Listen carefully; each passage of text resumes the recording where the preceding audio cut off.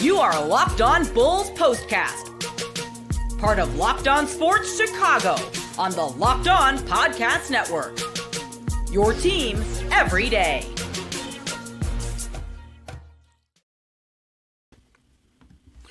Welcome into the Locked On Bulls Postcast here on the Locked On Sports Chicago YouTube channel. Joe George here with you. The Bulls lose this game to the Clippers, 122-117. Josh Giddey continues to play excellent basketball, 7 for 7 from 3 in his last 2 games. He's playing great. The last 4 games have been the best basketball Josh Giddey has played. Zach Collins had an excellent night himself. A bunch of career nights, season-high night stats for Zach Collins as he fills in for Vooch and Jalen Smith. So he's playing really good basketball. We're seeing a lot of good stuff. So we're going to talk about the game itself, Josh Giddey's performance. We're going to talk about the new guys for a little bit in the second segment of the show because all 3 of them, Kevin Huerter, Trey Jones, Zach Collins, all competing really well for this team, since the All-Star break. But Zach Collins, again, a great night for him. Really interesting to see what his role is going forward. We'll do the best and worst to wrap up the show, our Tankathon and play-in tournament update as well to wrap up today's show. So the Bulls lose this one, 122-117, in a game in which they're in it, for the most part. I mean, they're down by 12 points in the second quarter. They come all the way back, and they play really good basketball in the second after being down by 12 to get that thing back to where they had the lead. And, this team overall, this is continuing to be what I want to see from the Chicago Bulls the rest of the season. Fun losses. This is what you want. This is a great tank loss for the Bulls. They played good basketball. You saw pieces of what the future can or cannot be. You have guys playing better and just really well in their new roles post All-Star break, but you lost at the end of the day. Kobe White misses that 3 where he could have tied it at 117, and then James Harden hits a dagger. And look, James Harden had 3 points in the first half. They shut him down. Career 37% shooter against the Chicago Bulls, so obviously not a team that for whatever reason he's had a lot of success with, but James Harden was a non-factor. And this Coffee dude, don't know who he is. That might make me a mid-NBA fan. I don't know if I'm supposed to know who Coffee is, but he was dominating the Bulls in the first half. So what James Harden wasn't giving them, the Clippers were getting from Coffee, but Harden turns it on in the third quarter, puts up 20 points, and has a patented James Harden game there in the fourth quarter, and that really looked like the James Harden of old. I was listening to Bill Simmons' podcast, and they were talking about teams that could or could not make a run in the Western Conference, and Bill Simmons brought up the Clippers, and we kind of saw just from a big picture Clippers perspective, an NBA picture of what they still can be with Kawhi Leonard. We saw some really good moments from him tonight. It is a joy to watch Kawhi Leonard play basketball for me still, just for a guy that was obviously had missed so much time, has had so many issues with different teams in his career, but he played good basketball tonight. And if Harden's going to play like that, how he played in the second half, they're going to be a challenging team. And it says a lot about, for the Bulls, what they did against those guys tonight, that they played well and hung tough in a game where they're just going back and forth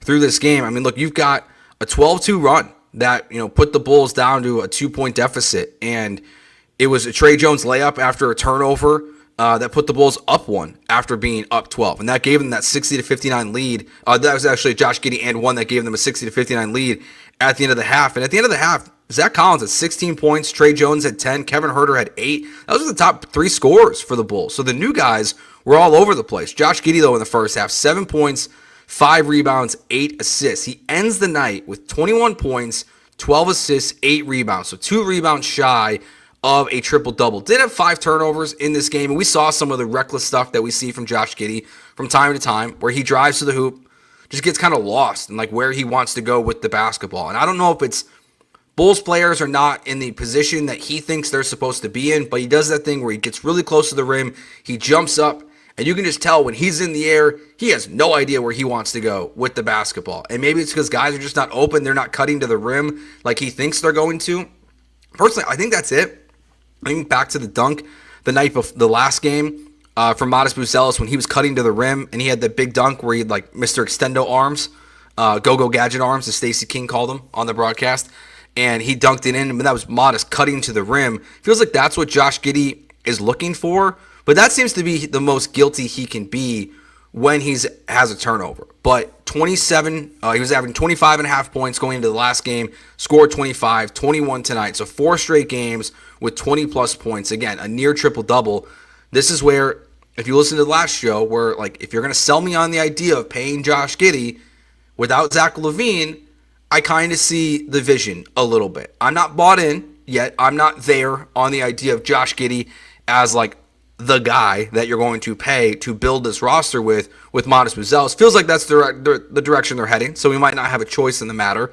As fans, obviously, we don't have a choice, and it'll be up to the front office, but you can sell me on the idea of it. And I'll also reiterate what I said in the last show of this just makes me hate the trade deadline even more, because this is what I wanted from the Bulls post-trade deadline, is seeing what your young players are out there, what they can do when they're out there, whether it's Julian Phillips, Dalen Terry, Modest Buzelis, and the new guys you acquired like Zach Collins, Trey Jones, and Kevin Huerter, like how they can fit on this team when all of these guys are currently not here. Because you traded LaVine, but you're without Patrick Williams, you're without Nikola Vucevic, can't say his name tonight, you're without Jalen Smith. And we don't know when we're going to see these guys back. And I think Zach Collins has also played well enough to where I didn't learn this until the end of the broadcast there. Jalen Smith never had a concussion in his life. This is his first one. So who knows how long it's going to be until we see Jalen Smith. But they battled in this game, and they really gave you, again, what you want to see. We saw Trey Jones get get an offensive foul, a charging call against the Clippers. That was huge. I mean, Kawhi hit a three there right before that in the fourth quarter, and it felt like that was a dagger at that point. But the Bulls, like, they stuck with it, and then Trey Jones, when he got that charge to make it 117-112, the Bulls come up empty, but they drew another offensive foul on James Harden, in which, because the Clippers challenged it, they couldn't challenge that one since they lost the first one. And Kobe White then had a shot to tie that thing 117-117. And where you're at with this roster right now, he's still the right guy to take that shot. Like, you want Josh Giddey, even though he's shooting very well from three in this 4-game stretch, and specifically in the last 2 games, that's not who you want to have the last shot of the game. So right now it's still Kobe White. I do hope at some point, like, we see Billy Donovan experiment a little bit. I'm just curious what Modest Buzelis looks like getting the ball, either a play designed for him or just giving him the basketball and seeing what he can do at the end of the game, because we know what Kobe White's going to do. Like, he's 50-50 from the shots. He hit that one from way downtown when to make it 117 or 122 to 117. But this was a good game for the Bulls. You saw this team play really well, really good basketball for where they're at right now, and they lost in a night where the 76ers lost, the Nets lost, the Timberwolves won. So this is kind of this is what you want from the from the Bulls at this point in the season. It's just good tank losses at this point in the season, because they're going to be a play-in team. I don't like it, but they're going to be a play-in team. It's just the 76ers are terrible, and so are the Brooklyn Nets, and the Bulls might be terrible too, but I think the 2 teams behind them are going to be significantly worse. But I'm impressed, again, with what we've seen from Josh Giddey in these last 4 games. It's just, again, I'm not totally sold on this idea yet, but without Zach LaVine here, he just looks much more comfortable running the offense at this point in the season. So kudos to Josh Giddey and the new guys who we're going to talk about next, because they played really well. I think they're making the front office look even worse by their performances, by their attempted actions, by their inactions at the deadline. And we're talking about what their roles are going to look like as guys get healthier in the next segment, as we look at tonight's game versus the Los Angeles Clippers, 122 to 117. We'll get to that next year on the Locked On Bulls postcast on the Locked On Sports Chicago YouTube channel. With Robinhood Gold, you can now enjoy the VIP treatment, receiving a 3% IRA match on retirement contributions. The privileges of the very privileged are no longer exclusive. With Robinhood Gold, your annual IRA contributions are boosted by 3%. Plus, you also get 4% APY on your cash and non-retirement accounts. That's over 8 times the national savings average. The perks of the high net worth are now available for any net worth. The new gold standard is here with Robinhood Gold. To receive your 3% boost on annual IRA contributions, sign up at Robinhood.com/gold. Investing involves risk, rates subject to change. 3% match requires Robinhood Gold at $5 a month from 1 year from first match. Must keep funds in IRA for 5 years. Go to Robinhood.com/boost. Over 8 times the national average savings account. Interest rate claim is based on data from the FDIC as of November 18th, 2024. Robinhood Financial LLC, member SIPC. Gold membership is offered by Robinhood Gold LLC. All right, so the new guys played excellent basketball in this game. There's no doubt about that. Trey Jones, Kevin Huerter, he continues to shoot the ball really well. Was the guy like we saw from Atlanta when he used to just dominate the Chicago Bulls. It felt like every single time that he played him. Again, I think he just was making himself a significant trade chip this offseason and what you're going to see. But Zach Collins had a great game. Trey Jones had a very impactful game. When the Bulls went on that 12-2 run, or I think it ended up actually being 14-2 run there at the end of the first half, it was mostly Trey Jones, like being the guy just to move the offense up and down the court in a major way, something that I feel like we typically see from Ayo. So Trey Jones has kind of filled in well, I would say, for Ayo Dosunmu. I think that Zach Collins has obviously filled in very well in these last couple games, these last two games for Nikola Vucevic being out and both Jalen Smith. But Zach Collins, 21 points, that's a season high, 17 rebounds, a career high, 6 assists, that ties his season high, and 38 minutes in the game, that's 1 minute shy of his career high. Josh Giddey, like I said, 21 points, 12 assists, 8 rebounds. Trey Jones, 16 points on 7 and 9 from the field, and Kevin Huerter in this game ended up having 13 points on 5 of 15 shooting. So not the shooting night that the other guys had, 3 of 9, but he looks more comfortable in this offense as well. And just as this game's going, Stacey King started talking about there at the end of the broadcast. Like, what is Zach Collins' role as these guys, as, Jalen Smith, Patrick Williams, Nikola Vucevic, as they at some point get healthy this season? Because we'll see them return to the Bulls. I think we're at the point now where Zach Collins has earned minutes for this team. And you think about what Zach Collins was. At the trade deadline, it's reported that he's the only guy that's going to be on the roster after the trade deadline. Obviously, all three of them end up being here because they don't make any other trades. And then immediately following that, it's, well, he's not going to play because they only play one center at a time. They don't play two big men pretty much in any situation. The biggest they really go is right now Modest Buzelis and Vooch on the court, or maybe Patrick Williams and Jalen Smith. But Zach Collins, I think, for at least the rest of the season, just out of building him up as a trade asset, building him up as a guy, like, what is this roster going to look like the rest of the year? We know what Vooch is. We know what, I think we get a good picture of what Jalen Smith is. We definitely know what Patrick Williams is. So I think Zach Collins is I think Stacey King's right. Like, I think we're going to see him be a member of this rotation the rest of the year. And maybe we finally are going to see at times where Zach Collins is on the court with either Vooch or Jalen Smith at the same time.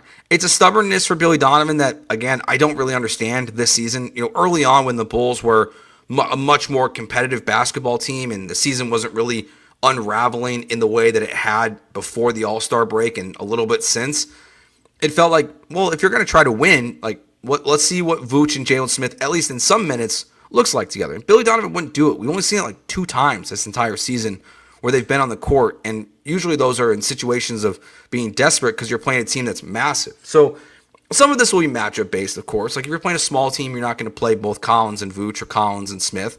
But I want to see more of them. I'm just curious what he's going to look like. Trey Jones, he's probably at this point earning himself more consistent minutes. And it'll be harder for him because they have a billion guards on this roster, it feels like. So Trey Jones will probably be the one guy that no matter what contributions he makes, that when Ayo returns, like, those minutes will drastically drop off unless we see Lonzo be shelved at some point this season. So as much as I kind of like what we've also seen from Trey Jones, he won't be a part of this team at some point this season.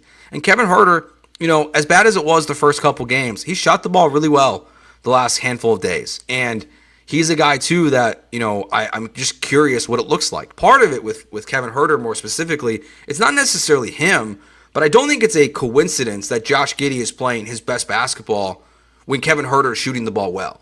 And, like, I know Zach Collins can drop 49 points like he did it for the Kings the other night, but shooting well is, like, not something he would do. We would see Zach LaVine multiple times this year not have a bucket in the first half or most of the first half. Like, he just wouldn't be part of the offense for major chunks. But now having those guys on the wing that can shoot better and just be bigger threats like Huerter and Modest, I think that's really the reason why we're seeing Josh Giddey play his best basketball. So I think we're going to keep seeing Kevin Huerter.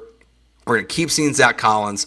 Trey Jones will be TBD. But I like what these guys have brought to the team. I think it just gives the Bulls a better picture of what to build and how to build a roster around Josh Giddey and Modest Buzelis as you move forward. And it sounds stupid and cheesy and we know it, but, like, shooting's important. Consistent shooting's important. And for a guy like Giddey, who isn't going to be ripping threes all the time and really is at his best when he's attacking the basket, you need guys on the outside who he can dish it to and just can shoot the ball really well. And I think you've still seen, too, with Zach Collins, not that he's a long-term member of the Bulls either, but to kind of counteract Nikola Vucevic, it's a young athletic center. We saw, the one play tonight where he just runs down the court and Josh Giddey finds him on a really easy pass right to his right, and Zach Collins goes up it and gets the bucket just because he's sprinting down the court attacking the basket. Like, that's something that I think the Bulls have been missing this year. Nikola Vucevic doesn't do that. Jalen Smith doesn't do that.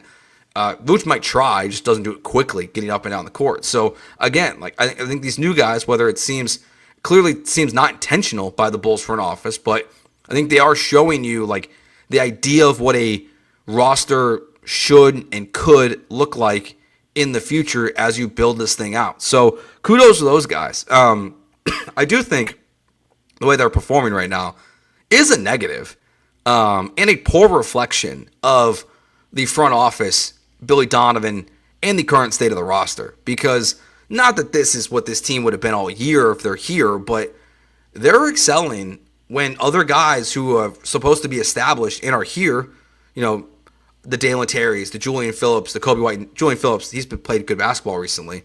Those guys are kind of falling down in terms of their performance levels, while these guys are raising theirs as new members of the team. And I think that is a poor reflection of the front office and what they did at the deadline, building this roster, that guys can come off that you don't even want on this team, that you want to move at the deadline. You can't, because you don't know what you're doing as a front office. And they're playing better basketball post-deadline than most of the guys who are healthy that are on this team. So, this is, I think, for some of these guys like Kobe White, who I will question again, his fit in this new version of the Bulls offense, it just doesn't look great. This team is just, these guys are playing good basketball. So kudos to them again for the way that they're playing right now. And I'll say shame on the front office for not being able to identify guys like this sooner. And just not making the moves you want at the deadline. This is, I am enjoying this iteration of the Bulls since they are not healthy right now, because I just think we're learning a lot more about the foundation of the Chicago Bulls roster and what it can and should look like. And I do think these guys too, if they're not long-term pieces, even just into next season, long-term, so I guess short-term pieces, they all are jumping up their trade value a little bit for the guys that'll be under contract. Like Zach Collins and Kevin Huerter are guys that other teams are going to potentially want a piece of, and you might be able to get any kind of asset for them then versus what you could have gotten at the deadline. Or maybe they'll just be here and they'll trade the veterans and they'll just run out this young squad of guys. I'm for that too, as we get pretty close here to the end of the 2024-2025 regular season. All right, we will wrap up the show as we always do. Our best and worst moments of this Bulls basketball game, their loss versus the Clippers. We'll do our Tankathon update and update you guys on where the Bulls stand currently in the play-in standings. Not a lot changed, a little teaser for that, but we'll update you on that next year on the Locked On Bulls postcast and the Locked On Sports Chicago YouTube channel.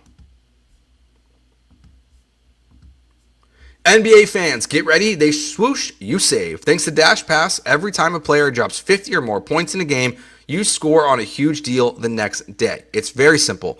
When any player scores 50 or more points in a game during the 2024-2025 NBA regular season, Dash Pass members get 50% off and order up to $10 off the next day from noon to midnight. So you want to order pizza, wings for the next Bulls game, or whatever's going on the next day that you want to watch. Baseball season be right around the corner. If someone drops 50 and you're a Dash Pass member, you can get 50% off and order. Sign up for Dash Pass and get ready to save. When any player scores 50 or more in a game, Dash Pass members get 50% off and order the next day up to $10 off.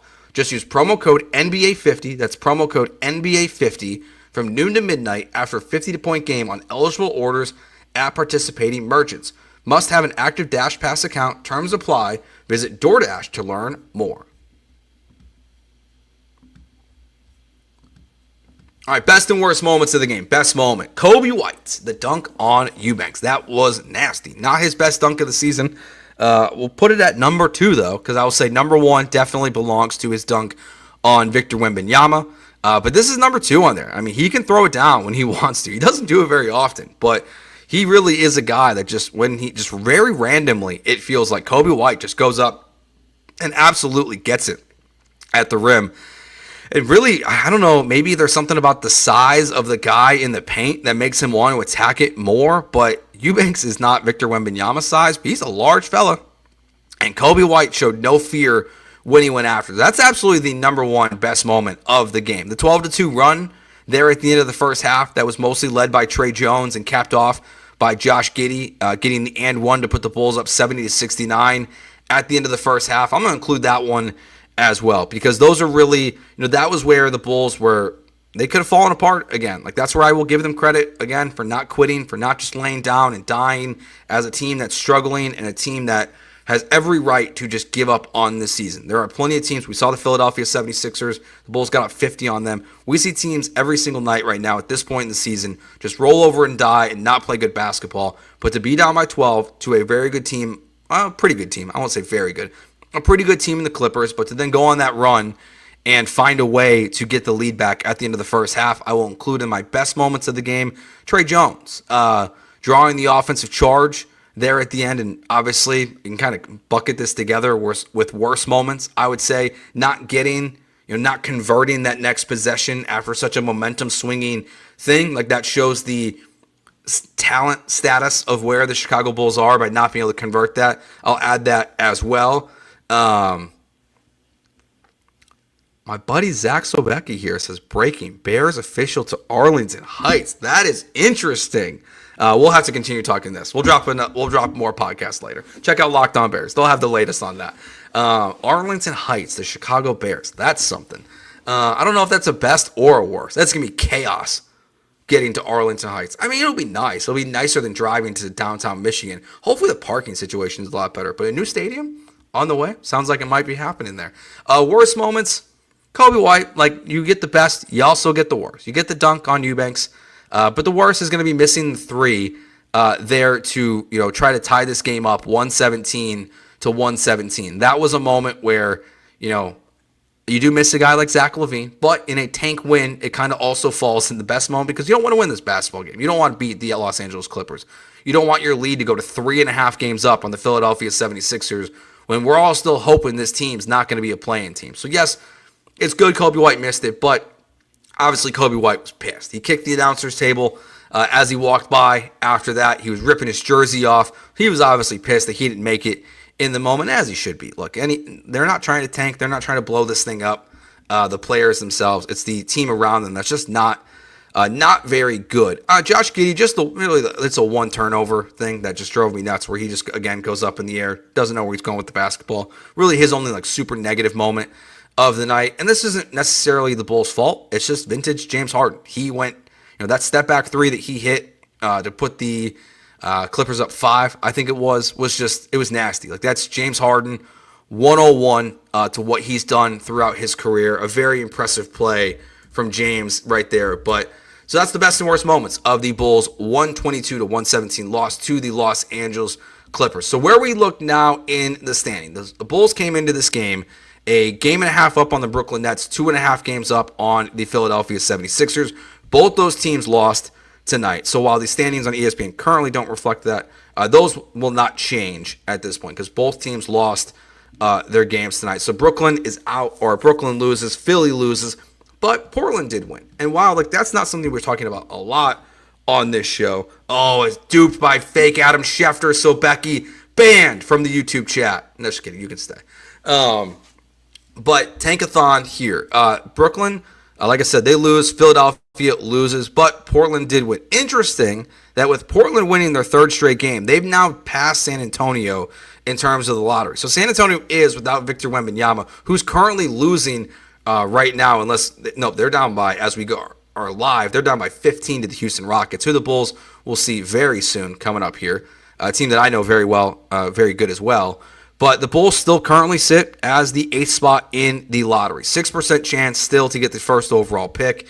We got San Antonio right behind them. Only, a game and a half or a couple? No, it's like 2.5 games back. So you got a little bit of a lead on San Antonio. So you're not in super danger, I would say, of losing, or moving to 9th. It really feels like the Bulls, kind of like the play-in tournament, are kind of locked in at this point. But we will continue to look at it. But I do think that this is just kind of where the Bulls stand the rest of the season again. Unfortunately, I would really love to see the Bulls get a better lottery spot, but Brooklyn and Philly are just doing you no justice and no help and trying to move up there. So the later the show, if you've missed it, we've been doing a tankathon spin. So we've done it 4 times now. The Bulls have got the 9th pick, so they've moved back 1 spot 3 of the 4 times we've done it, and they moved all the way up to 4 just 1 time. And just if you've missed it, we haven't gone over this in a while. They have a 6% chance to get the number 1 overall pick, a 26.3% chance to get a top 4 pick. So we hit Sim Lottery. Oh, look at that. The Chicago Bulls land the 4th pick. Our tankathon spin to wrap up every single show. So 2 times they've landed the 4th pick, 3 times they've landed the 9th pick. That'll be how we do our official lottery prediction, is where they land by the end of the season, how many times they move back. That would be so terrible in the lottery. To make the play-in tournament and then still to move back in the lottery would totally suck for the Bulls this season. So that will do it for this episode of the Locked On Bulls podcast, postcast here on the Locked On Sports Chicago YouTube channel. Thanks for checking us out. Hit that subscribe button to the YouTube channel. If you're new here for the first time and checking us out, we go live after every single Bulls game. We'll be live after almost every single Cubs game. Obviously, they play 162, so that'll be tough to go live for all of them. But we'll be here probably for 150 of the 162 Cubs games. We'll be back live as well for the Bears and Notre Dame football games as well next season. So thanks for watching. Hit that subscribe button. We will talk to you next time after the Bulls' next game on Friday night. Thanks for watching. Peace.